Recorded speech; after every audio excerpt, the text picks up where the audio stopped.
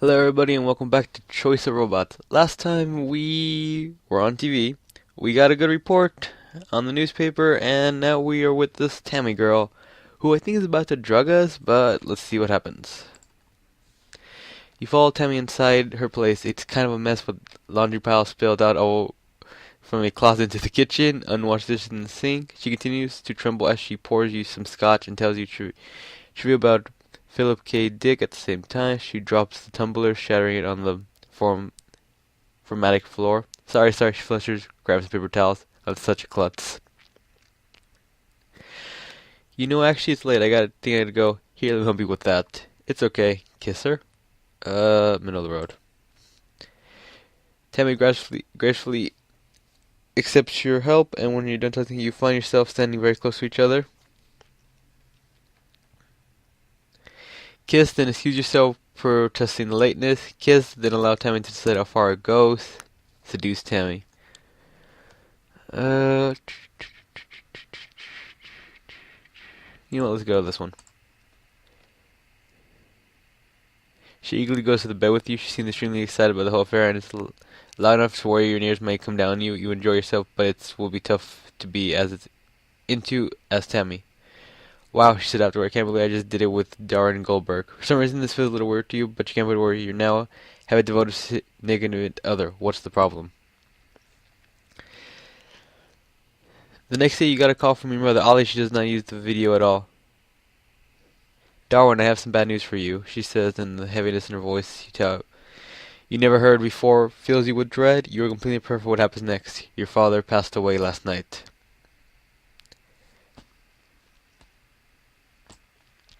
Okay, a death in the family. Your father's funeral was a simple grave affair with a few attendees. The casket is sitting on a metal girder next to a hole in which it will eventually be lowered. After everyone has gone, there are no trappings of fate, since your father was not religious himself, nor did he have many close friends, but the ones you know came. You found yourself sitting in the front row next to Pinnochio, who was not explicitly invited, but was not explicitly prohibited either. Pinocchio seemed overwhelmed by the sadness in there. You've never seen him so glum. Your mother, wearing a black dress and veil, goes up to the next cousin. It's not often that my English degree comes in handy, as Bill would have been quick to point out, she says, with a weary smile.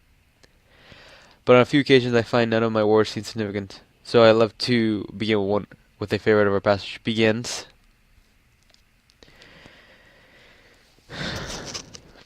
Fully fathom 5 thy father lies, to everything there is a season. Don't despair death, but be well content with it. To everything there is a season. To everything there is a season, and a time to every purpose under heaven. A time to give birth, and a time to die. A time to plant, and a time to uproot. A time to kill, and a time to heal. A time to tear down, and a time to build. A time to weep, a time to laugh. A time to mourn, and a time to dance. You see that one coming? Mom cleared her throat. Bill was never one for religion, so I feel guilty quoting elasticities over him, but I like to think he would agree with the sentiment, that is, it is too natural a way of things. When we talk about his faint spells and then strokes, he always seems relatively calm. When it's time to go, he said. Meanwhile, I don't want everyone to worry about me. Bill wanted you to take advantage of your time to laugh. You could mourn him later, and now that he's gone, it's right for us to be sad. It's also right for us to one day laugh again. You glance at Pinocchio, who seems very interested in this idea that there's a time and place for everything. You sit there with a few more of your father's friends' recollection of him. He was brilliant, they say, but you have a feeling he was not always their friend, that he was lost in his own world. They never said he was kind or that he was full of love. Indeed, he always seemed distant to you as well. After the service, you walk up to your father's casket and place your hand on it. What have you resolved to do in the light of his death? I must work on technology that is better able to remove tumors like Dad. I must be not bare for my intellect, but for my kindness as well. I must find out more about why my father died and what I genetically risk. Moved by the quotes of elasticity, I decided to remember to experience everything life has to offer. Yeah, that's good. You have concentrated too hard on robots at the expense of your life. To express everything, there's time for robots, time for nothing. You decide you're paying more attention around you. Remember to check the stat screen for changes to humanity and relationship, which will now report it in the text. You're deciding not to let your dad pass deteriorate you. Actually, let's look at these stats. Humanity, fame 7, nationally famous, broke, romance, Pinocchio, in beta, empathy, good, stable. Oh wow, it actually has an entire story for us, so we're done.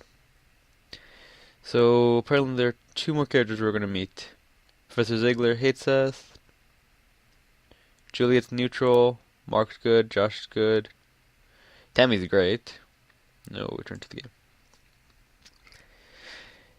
You've decided the surest way to change the world is with your own company, and indeed Pinocchio's work will have far-reaching aspects, starting with Josh, who texts you a short message the day you first covered in the Wall Street Journal. Welcome to the Shark Tank. Actually, that's a really good show, actually. Shark Tank's pretty good. A year later, you find yourself on a flight to your first meeting with a big client. You're a 26-year-old, and the year is 2021. Didn't they? Didn't they say it was born in like 19... Yeah, no, actually that works. I derped. The past year has been a hard lesson for your business, and you always find yourself wondering how you would understand if you had run a business from Josh. Regardless, you hope to improve yourself with the overcome your lectures by landing this big deal. You decide to leave Tam back at the office. She's really not suited to tense negotiations. Who is your big client?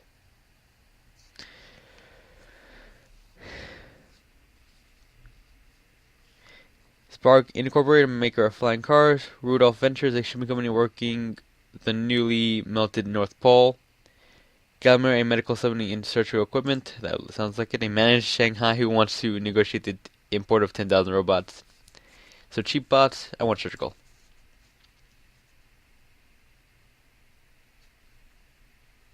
Wait, so you could have got money in the first chapter then, the earlier chapters.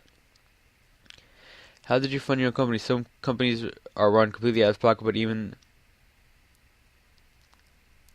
understanding can cause such company independent wealthy employer like this option because they keep all the pocket and grow all stay wealthy, but some companies choose to take a loan requires to pay back eventually. Or sell shares in the company for venture capitalists to reduce the potential coverage, but spreads the risk over your investors. I'm gonna say shares. You're astonished when the initial investment money rolled in. Suddenly, it seemed like you were worth millions. Your attention, fame, help you get a bit of recurring investment money, plus wealth. Show stats. Wealth 7 in one move. Wait, are there 7 of those things? 1, 2, 3. Nope, there are 8. You lie. Selling shares in a company reduces your potential future income since your shares will be entitled to more of the company's value and profit, but it also gives you breathing room to try to grow the company. You open your laptop and go over to the slide. The diagrams show the latest model Pinocchio doesn't have anything to give the audience a sense of a scale. To give the audience a sense, you draw a picture of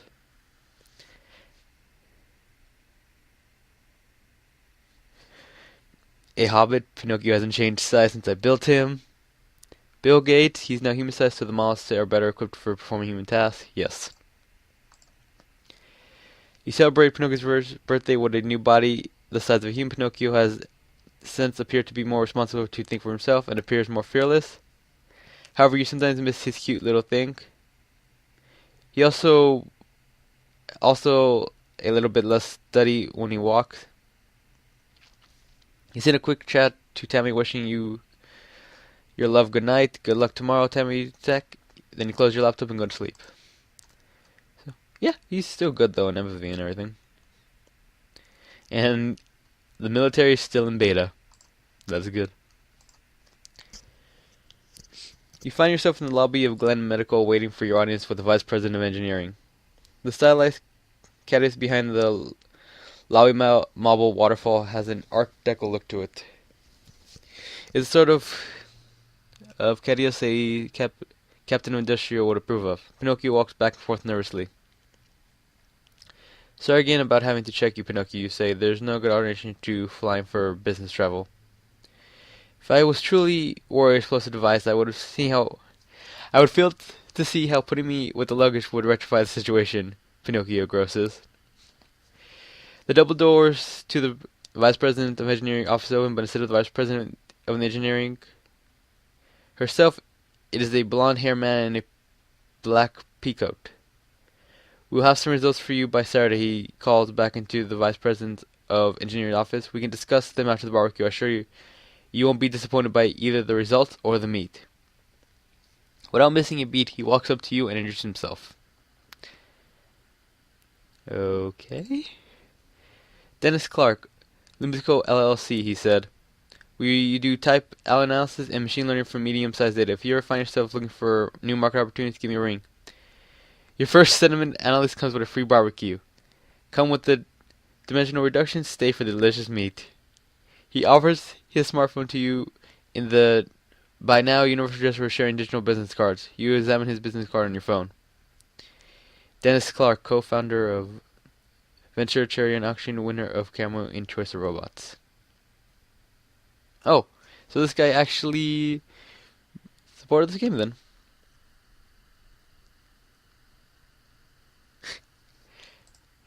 Hey, do you have any advice for a startup?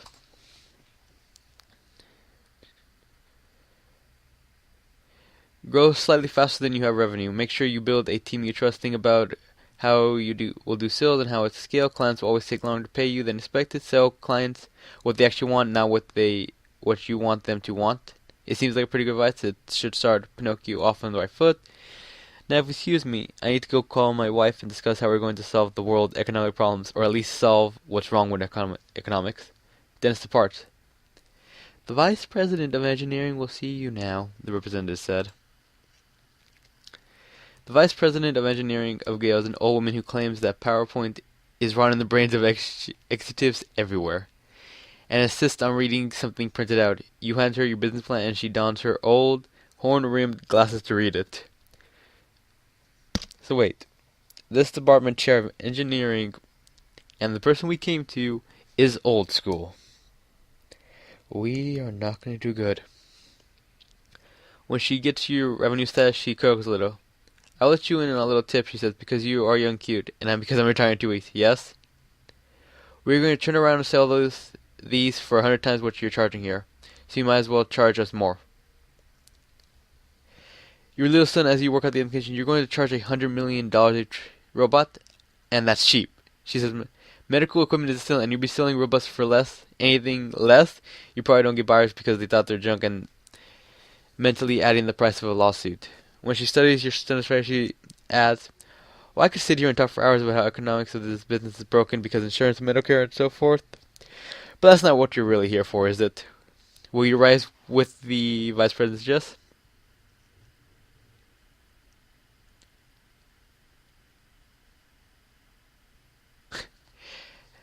Hell yes, let's be rich. Let's get Glenn to agree to sell the robots to the hospital at a more affordable price. Wait, she said her price was on the cheap side? Let's increase price further. Greedy bastard, caring guy, middle of the road. Middle of the road. You signed the contract for a $10 million a robot, which is rather more than what you would have originally anticipated. Then you put up a $5 million. That puts you up a $500 million in revenue for this batch of robots. Not bad. This will go a long way towards the cost of your factory. You agree to pay half now, half on delivery. You agree to be paid half now. With that, you can have. What do you plan? Where do you plan to build it? Detroit, Michigan. I see a bunch of factory cheap. They probably have good labor pool for manufacturing. Alaska, which will us insensitive to business willing to relocate to the coast near the newly melted Arctic Sea. Silicon Valley, I withstand the real estate sticker shock to have access to more skilled engineers. Shenzhen District, China, a common location for tech company outsourcing with cheap but skilled labor. If we go Michigan, we're probably not gonna. Detroit, Michigan. I don't want Silicon Valley because I don't want something expensive. Alaska.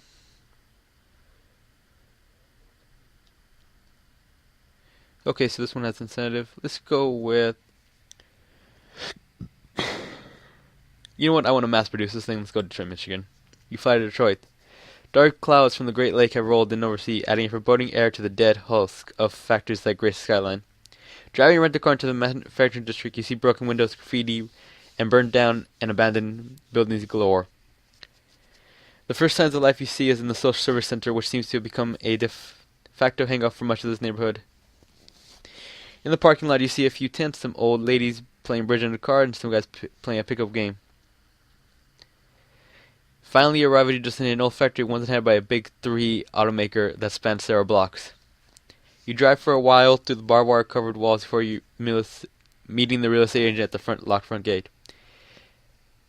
You got a real deal here, she says. This place hardly costs more than my place in Anna Arbor. In fact, inside the factory is surprisingly modest attack, not just similar, but the robot arms that assemble the cars, the giant welding machines, the crucible which molds steel was shaped hard. Some enterprise thief appeared to make off with the easy transport you seek were computer models were easily used, but much of it apparently too expensive to move, too old, or specialized too much. But you find useful stuff. It would do nicely aside from the depressing area. You can easily imagine robots rolling off the assembly line. So, should I let the community know you'll be hiring soon? Your guide asked meaningfully, taking away the contract. What kind of labor will you hire?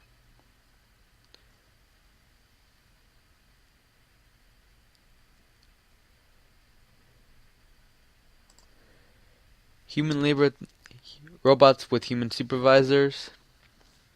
Pinnochio model robots perform all the labor, including supervision. End of the world. Kind of that. I trust Pinnochio. So let's do human. You really don't trust Pinnochio to do factory work, you just as soon help the local economy. Of course, you said. Spread the word that we're hiring. So we lost some wealth. What's our wealth right now? We still have 11 wealth. That's pretty good. Your factory requires a fair amount of work to make it suitable for Pinnochio. You find yourself need to come in every day to examine wiring issue, fix small problems, design a machinery, and get things ready to pass inspection. You find it necessary to rent a place in Detroit, and you may need to stay there most nights. You find yourself spending long hours every day getting the factory and dealing with inspectors, government offices, banks, balance sheets, making you a little more cranky. You find yourself wishing you had the benefit of Josh's experience as CEO. God, so wait, my choice has caused Josh not to join us during this entire thing. Wow. So what does the factory look like from a distance? A fortificated compound with solid walls and barbed wire, military, like the Sydney Opera House, full of organic curves and tuning. A generator room with a concealing a powerful determine the world information from my robots. Let's go fancy. Fortunately, event architect comes and you find yourself fixing leaks all the time for months. But you think the design will check for who cares about us in design, and that's the tenant you really want to think. However, you are. We're still quite wealthy. Good. Soon you are hiring a handful of full-time technical employees from the areas, and they help you. They seem somewhat displeased to be working for you, though you're not sure which of your previous decision is at fault. Finally, months after you move in, you're ready to pull a switch to start the factory. As your workers, Mark, Pinnochio, and various invited members of the press look on. Raw wood lumps start their way down a conveyor belt where giant buzzsaw arms lie in wait. Wooden chips fly from the heaps as loud as the material reveals a puppet head. Another machine drills 2 large holes for the robot's cameras. The next machine pulls the hollow robot head on its side. A robot arm delicately placed the encrypted hard drive inside. At this point, the conveyor belt meets another that is supplying the felt puppet-like faces, each stretched out and deformed like a plastic projection of a globe. A glue gun shoots from each face from above before each robot arm presses into the head. Small drills that assault the head from all sides and delicate facial motors are attached next to the eyes and the corners of the mouth. A long line of wooden wings roll in from another factory, meeting a conveyor belt of multi-tool hands. The 3 trivial parts meeting in the center factory where humanoid robot workers perform the complex task of assembling the parts into the final robot. This final assembly line requires a great deal of modification for each part, and adjusting to each robot's parts is subtly different. This is the part that would be done by human labor at another factory, but here, your human employers only supervise the process, watching for any errors in your laborers' work that would stop the line. For this particular run, they call a halt after the first robot rolls off the line so that you can celebrate. An exact duplicate of Pinocchio stands before you, ready to be shipped. Your staff cheers. Mark smiles furiously, taking out his notes on his Chromebook, though you can't tell whether he is pleased with your work or his. I have brothers and sisters, Pinocchio claims. How do you feel about your first shipment of robots?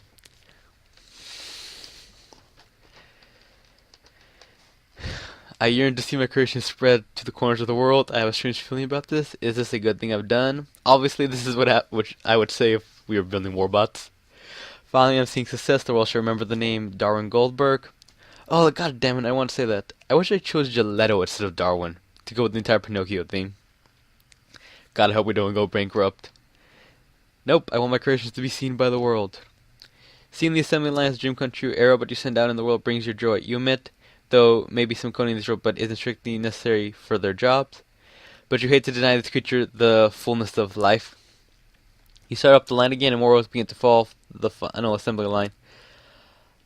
By the end of the day, you're sending a large warehouse with over 200 robots, 256 to be precise, line up in a square formation, 16 on a side, ready to be activated. Your audience in the early days gathered there as well. What will your production models use for minds?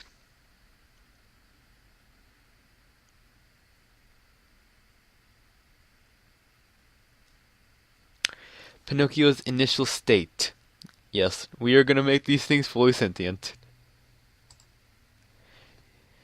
You hit a big red button on your phone and that says go, sending a wireless signal to the power on the robots. The robots all have the same programming, so when they look around curiously, they all look left in unison. Then all the robots look right, but some take longer than others. What unfolds is like a curious optical illusion, where order is gradually displaced with disorder. Tiny difference in the robot's info results in difference that to a robot in the square is doing something different, saying hello to each other, others becoming interested in their own multi-tools, and so on. Where one robot starts to cry, others move to consult it. Robots inspect each other's care and try to imitate each other's actions. The robots instinctively and quickly move to keep the distance from each other, resulting in tiny moves of the robots creating ripples down the line.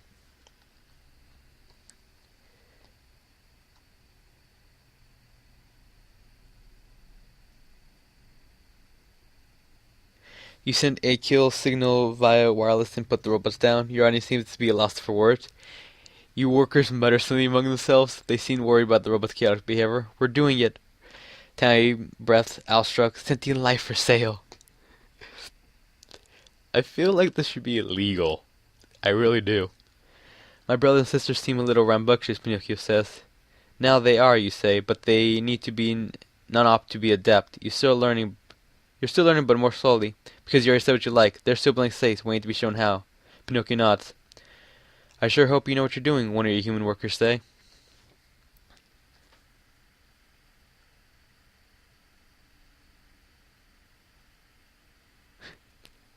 After a few months, your first shipment to Galmedi is ready. Unfortunately, one of your research robots got involved in a major accident that ended up killing a patient. Lawsuits begin to cripple in which people who are treated by yours complain of pain afterwards. But your robots are naturally likable and friendly, and so the office couldn't quite bring themselves to get rid of them.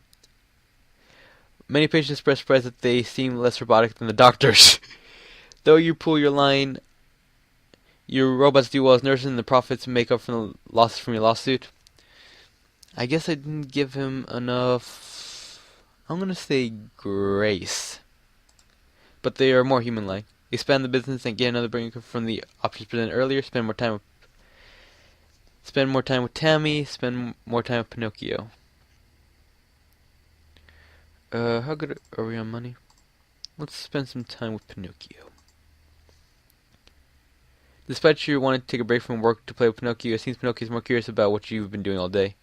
Is nobody your boss? Who pays you? Hopefully clients, you say. I make deals with them selling robots and then eventually pay me. But then who pays the robots? Nobody, they're my property. I made them. Pinocchio appears uncomfortable. Do you see me as property?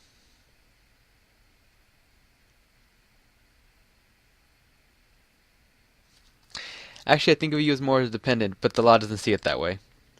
A dependent like a child, Pinocchio asked? Very much so. Pinocchio appears moved by saying, but you probably also delayed his acceptance of responsibility. God damn it. Try to be nice. He's stable.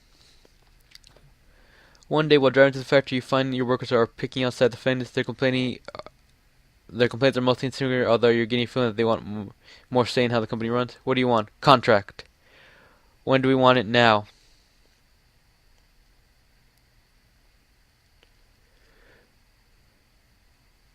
Fire them all or replace them with robots. Tell the pickers I don't have the money to meet the demands. Agree to the picketers, wait for more. Fire them all and replace them with robots. We're doing this shit. Lucky for you, the workers' paperwork to become official union had not gone through yet. You fire them all on the same day and call the police to escort the stragglers off your property. Once you're inside, you go inside and reprogram your last robots to serve you instead. It takes months of training your robot workers since they must be educated from scratch as Pinocchio was.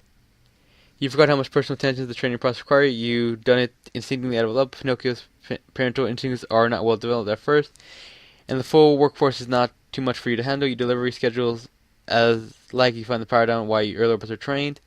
But once you see your robots training other robots, you see that they're developing their own culture, a private language built on their shared experience. Humans would have only gotten in the way. Your workforce will be strong because they're all robots. Now that you worked out the kinks, you could probably last a signal to them companies so they can produce similar robots while paying hefty rates. What would you like to do? Sure, I'll sell it to anyone. I prefer to sell it to American companies to give them a competitive advantage. I prefer to sell it to foreign companies as not to compete with American workers. No, I prefer to keep my robots a trade secret. You know what? Let's go for money. Robotic workers provide extreme power because they're just as clever as human workers, but much cheaper. The world begins to go the way of full automated business. These create some winners and losers. Some really unemployment scars, while profits business have never been. But you are assuredly one of the winners. We have the money. Pinocchio works seems to do financially. You begin to think about things you can purchase with your money. You've been concentrating so much you haven't given time money besides spending. Or you spend your money. You have the opportunity to buy more than one thing if you can afford it. Wealth 14.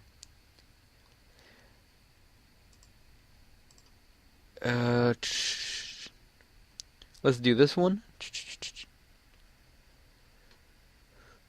I want to spend time on this trip.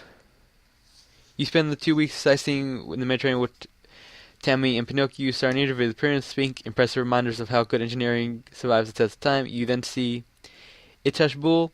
Pinocchio does not stop singing the There Might Be Giants the whole time. Athens in the slate of Pluto's old academy. Italy.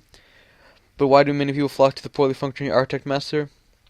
The southern coast of France, where you and Tammy almost had a romantic evening until Pinocchio got into a fight with the hotel over the proper use of the French word and nearly got it thrown out. And finally, Tucson, where the most important site for you and Pinocchio is, where they filmed the original Star Wars. Unfortunately, for most of the trip, you and Tammy fight as she takes extreme measures to avoid excuse contact with her. She worries about fight. You admit this may not have been the best trip for Tammy. Pinocchio expressed for other cultures would have helped get along with other people from other countries. You do know something in the European era. Many people are newly out of work, and sometimes tourist locations are closed due to strikes. Right? It may seem many people have been displaced from their work. Perhaps you're a robot. Communism seems to be gaining new traction in the world where not everyone can find a job, and commercial luck against it is full swing. The fact that political upheaval is partly your fault makes your romantic trip a little backfire. You have several awkward conversations with Tammy about your feelings about robotics replacing work. Okay, we need more stuff. For everybody. With this kind of wealth at your disposal, you spare no expense in making Pinocchio the beautiful robot you always imagine. You hire puppeteers who used to work for Sesame Street to make the friendliest robot imaginable. For the rest of Pinocchio's winged, you replace the parts with soft, fuzzy parts to make Pinocchio look intimately huggable. Pinocchio is thrilled with the change. Oh, thank you, master, he said, giving you a healthy hug.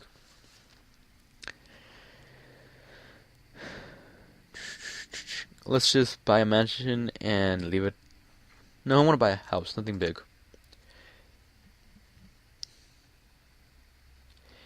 You buy yourself a nice house in Detroit. You can easily imagine yourself living there with Tammy in a few years. It is delightful to see Pinocchio running up and down the stairs all around the house. He has been cooped up for too long. And let's save the rest. Life is uncertain. You never know how you might need it if you decide to keep the rest of your money.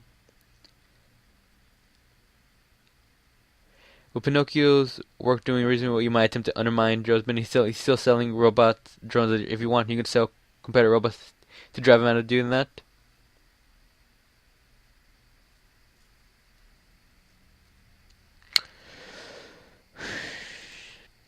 This seems like a complete douche move. I'll ask whether Josh has any interest in the merger. You call Josh. Hey, yeah, Josh said when he picked up the phone. You know, I could learn a lot from you, and you can good idea to make a product that changes the world. Yeah, Josh said, in an intonation that says, duh. You're right. We make a great team. Are you suggesting a merger, he says? Yes, I suppose. Forget it. We're better off just letting U.S. robots die. I'll come work for you as an advisor. Josh gracefully takes position in your company as Chief Operations Officer. You're welcome here on the first day with an office already decorated with Led Zeppelin posters and a good sound system. He does in fact know what he's doing when it comes to company operations. One day, Tanya bursts into your office, extremely natural. She seems kind of strange, looking like a hang loose before punching. What the hell? Turn off your phone. She says in exertion, not sure what this is about. You comply, and she drags you into your dark office. The only light comes through a screen of a dump her hex code and linear next code. There's the Chinese characters. I found this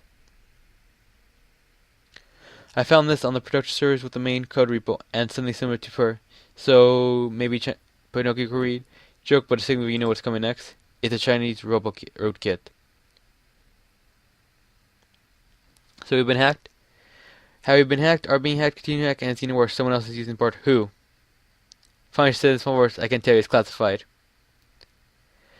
You must look at it because she says, I'm not on their side, just because I didn't work for them, I'm not allowed to reveal classified information. Or something that would imply. Fine, so the government is apparently spying on me through a hacked bar. Maybe you're really spying on the Chinese, spying on me, right? Tammy opens a different terminal that shows a list of IP address, dealers, and total transfer. 2 locations have been listing 100 PB, 100 petabytes, 100,000 trilobytes of gigabytes. They couldn't get what is in your robot's mind thanks to your robot's encrypted hard drives, but they got quite a bit from unencrypted traffic with your company. Each email, chat, video, website of your company, and apparently Chinese and your governments have all the stuff.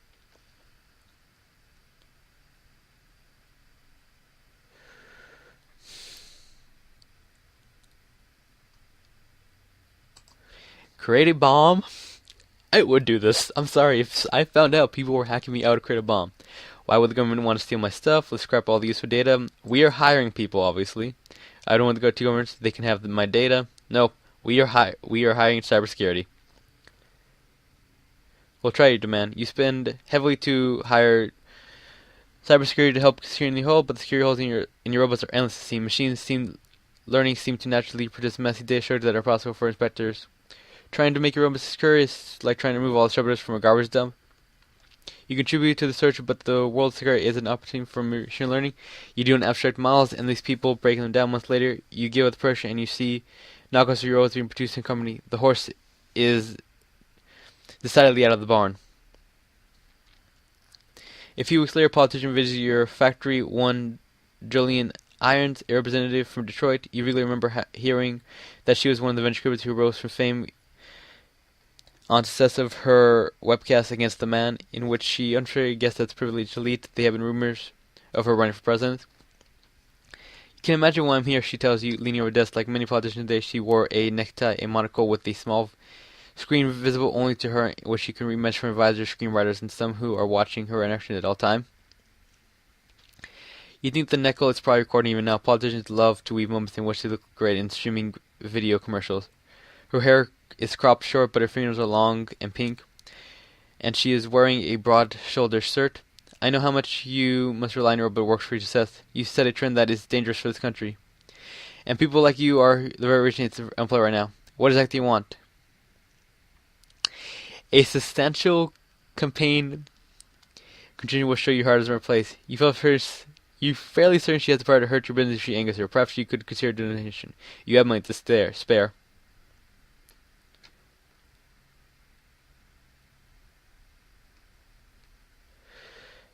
If you want my support, pass laws that keep China from stealing my technology. I'm afraid I don't have a single wealth. Here's $100. I'll make a donation that'll be large for an individual, but small for a company. Let's go large. Well, I can see you're a very wise man. Looking forward to prosperous relationship in the future. Representative Iron does represent on preventing robots and foreign companies from stealing American jobs. It's a measure that hits American public at the right time, since employment is soaring. The economists tell the public that the unemployment is natural and temporary result of new tariffs displacing old skilled jobs and turning out much less effective elections. Message raises that the purge lead in the a Representative Iron puts in her speech.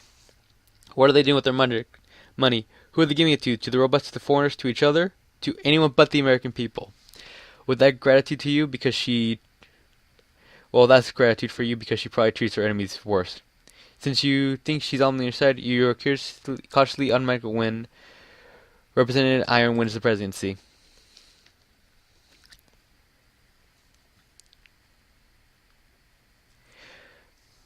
On taking office, President Iron's first major policy change are enact a series of protective tariffs against China. In realization, China cuts off all exports of rare earth and battery derived from them. Suddenly, the cost of little miniature electronics people have grown. Costumes, cell phones, laptops, wearable computers become prohibitively expensive. You have a feeling that something big will be happening soon. If you don't propose to Tammy now, you never a chance. Let's do it. After a morning evening at a high restaurant, you get down on one knee. Titanium ring with labeled lab-grown diamond in hand. Tammy says yes. You find that planning your hard work, it takes your preparation requirement. Making a super surgeon that you should be thankful we're here skipping here. Tammy seems to get extremely frustrated and angry about small things like the choice of napkin color, but you run with it. Josh is your best man. As you look in Tammy's eye and say I do, you can see that your love is mutual and you are extremely excited to start a life together. Spouse. Okay. You feeling that something big will happen seems President Iron makes demands that revert the embargoes on rare earths or U.S. and United States will start to force temporary all policy options at disposal, including military force necessary. It is a declaration that on April 10, 2016, the Chinese Prime Minister is assassinated by an unemployed American during a parade in San Francisco. The Prime Minister is replaced by a young party officer who seems eager to show that China is unafraid. China attacks several islands on the south coast in South China Sea that long street with its neighbors. And President Iron, unwilling to show weakness, responds with a drone attack on the bases on the Chinese mainland. The robot war has begun. I'm going to stop there for today, because tomorrow it looks like we're making war machines.